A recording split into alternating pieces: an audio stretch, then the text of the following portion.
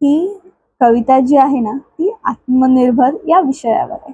मध्ये मोदीजींनी काही वर्षांपूर्वी मोदीजी जे आहेत आपले पंतप्रधान आहेत त्यांनी आत्मनिर्भर भारत एक स्टेटमेंट किंवा ही सेगमेंट एक सुरू केली होती।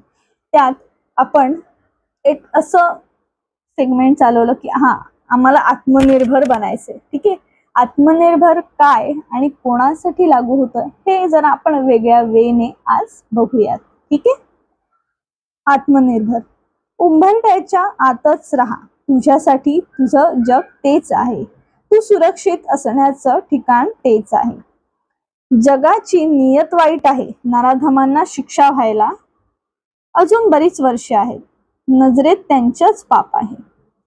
लावेल हे जग तुझ्यावर नियमांची बंधनं, संबोधले जाईल त्याला तुझ्याच सुरक्षिततेची झालर। समाजाला बदलण्यासाठी बदल आधी कर तुझ्यात, होऊ दे सुरुवात तुझ्या उंबरठ्याच्या आत। कपड्यांच्या बदलापेक्षा हातात बळ आण, वाईट नजरांसाठी तयार ठेव वहाण। येण्या जाण्याच्या वेळा निश्चित करण्यापेक्षा स्वसंरक्षण करायला शिक, इतरांकडून मदतीची भीक घेण्यापेक्षा। तर कशी वाटली ही कविता? आपण म्हणतो की आपण महिलांना खूप मान दिलेला आहे, सन्मान दिलेला आहे आणि त्या वेगवेगळ्या कार्यक्षेत्रात कार्य सुद्धा करत आहेत, पण अशा महिला आहेत की त्यांना अजून उंबरठ्याच्या बाहेर पडायची सुद्धा परवानगी नाही किंवा तेवढंही स्वातंत्र्य त्यांना नाही। आणि जरी त्यांना काही स्त्रियांना असलं तरीही ती एक भीती असते, अरे आपण सुरक्षित आहोत की नाही।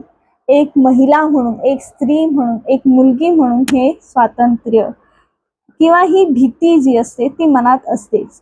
पण मग यासाठी आपण घरातच थांबतो का? नाही, तर आपण स्वसंरक्षण करायला शिकलं पाहिजे आणि हे जे समाज जो आहे त्यांना बदललं पाहिजे आणि समाजाच्या बदलाची सुरुवात जी आहे ती आपल्या घरातूनच झाली पाहिजे।